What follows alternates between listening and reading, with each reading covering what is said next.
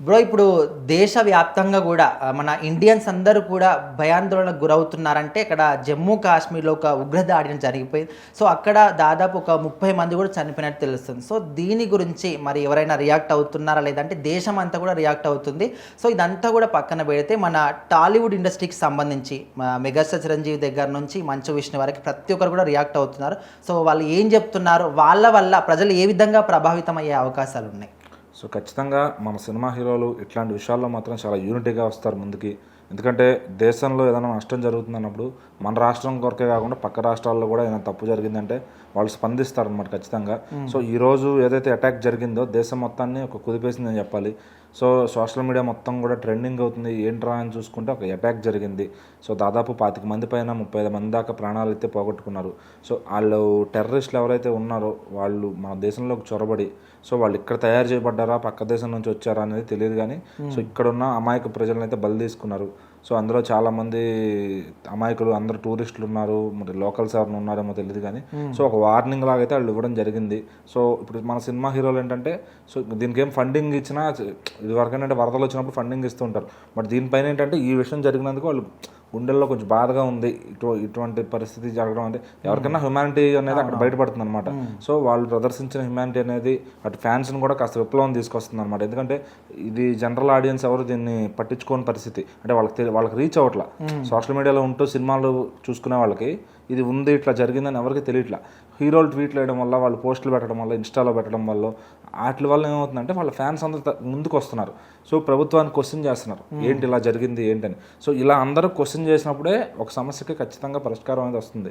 So ఇప్పుడు అక్కడ గవర్నమెంట్కి ప్రెజర్ పెరిగిందనమాట. ఎందుకంటే ఇప్పుడు ప్రభాస్ గారి ఫ్యాన్స్ కానీ, చిరంజీవి గారి ఫ్యాన్స్ కానీ, అటు ఎన్టీఆర్ గారి ఫ్యాన్స్ కానీ, పవన్ ఫ్యాన్స్ కానీ, ఎవరన్నా మహేష్ బాబు గారు అందరూ కూడా ప్రతి ఒక్కరు క్వశ్చన్ చేయడం మొదలుపెట్టారు. ఏంటి ఇట్లా, సో ఎందుకు ఇలా జరుగుతుంది, సో ఏం చేస్తున్నారు గవర్నమెంట్ అని. ఇప్పుడు సర్జికల్ స్ట్రైకులు అంటే ఏమైనా చేయొచ్చు కానీ సో పర్టికులర్గా ఈ మతాన్ని అంటారా అని చెప్పి సో అట్లా అన్ని రకాలుగా కూడా గవర్నమెంట్ని ఎత్తిపొడుస్తున్నారు అనమాట.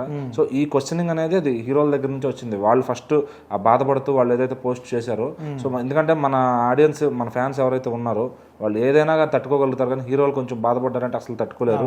సో వీళ్ళు హీరోలు బాధపడే స్టేజ్లో వాళ్ళ అటాక్ జరిగింది కాబట్టి అంటే ఇప్పుడు సోషల్ మీడియా మొత్తం మన టాలీవుడ్ ఇండస్ట్రీకి సంబంధించిన హీరోలే కనిపిస్తున్నారు. వాళ్ళు రియాక్ట్ అయ్యారు, ఈయన రియాక్ట్ అయ్యారని.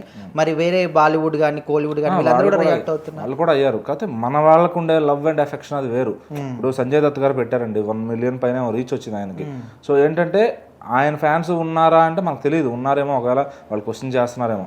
బట్ మన వరకు మనం చూసుకునే సోషల్ మీడియాలో అందరూ మన రెగ్యులర్ హీరోల ఫ్యాన్స్ అందరూ కూడా క్వశ్చన్ చేయడం చాలా అంటే హ్యాపీగా ఉందండి అలా చూడటం. వాళ్ళు ఇప్పుడు జనరల్గా ఏం మాట్లాడు, రేపు హిట్ 3 సినిమా వస్తుంది దాని బుకింగ్స్ చూసుకుంటారు, లేదా నెక్స్ట్ వచ్చే వార్ 2 సినిమా బుకింగ్స్ దాని గురించి యూఎస్ బుకింగ్స్ అని మాట్లాడుకుంటారు. కానీ ఇక్కడ ఇండియాలో అటాక్ జరిగింది, అమాయకులు ప్రజలు బలైపోయారు, దాన్ని నేను ఎందుకు క్వశ్చన్ చేయాలనే మనస్తత్వం కూడా ఎవరికి లేదు. సో ఇట్లా హీరోలు చేయడం వల్ల ఏంటంటే అదొక మంచి పరిస్థితి అవుతుంది. సో వాళ్ళ ఫ్యాన్స్ ఒక మిలియన్స్ ఆఫ్ ఫ్యాన్స్ ఉన్నారు వాళ్ళకి, వాళ్ళందరూ క్వశ్చన్ చేస్తున్నారు. వాళ్ళందరూ క్వశ్చన్ చేసినప్పుడు వాళ్ళు ఆల్రెడీ నాకు తెలిసి ఒక 2-3 అక్కడ అటాక్లో ఆల్రెడీ లేపేసినట్టున్నారు. సో ఇంకా కొంతమంది స్కెచ్లు కూడా బయటకు వచ్చినాయి. సో ఇట్లా ఈ విధంగా ఏంటంటే మనం ప్రెజర్ పెడితేనే, ఇప్పుడు మీరైనా నేనైనా ప్రశ్నిస్తేనే అక్కడ ఏదన్నా ఫలితం ఉంటుంది. అంటే వీళ్ళు సోషల్ మీడియా రియాక్ట్ అవ్వడం వల్ల ప్రజల మీద ఎక్కువ ఇంపాక్ట్ వస్తుంది. డెఫినెట్లీ అలా ఒక 6-7 స్టార్ హీరోలు ఉన్నారు మనకి, వాళ్ళందరూ రియాక్ట్ అవ్వడం వల్ల, వాళ్ళ ఫ్యాన్స్ రియాక్ట్ అవ్వడం వల్ల ఎక్కువ రీచ్ అనేది వెళ్తుంది. సో అంటే సోషల్ మీడియా మొత్తం పాకిపోయింది, పక్క దేశాల వాళ్ళు చూస్తున్నారు, అంటే వరల్డ్ వైడ్ ట్రెండింగ్ చేస్తున్నారు దీన్ని. అంటే పక్క దేశాల వాళ్ళు చూస్తున్నారు, అంటే ఇప్పుడు మన దేశం చెడ్డ పేరు వస్తుంది అనే విధంగా ఆలోచిస్తారు గవర్నమెంట్ వాళ్ళు. ఖచ్చితంగా దీనిపైన అయితే సివియర్ యాక్షన్ తీసుకోవాలి.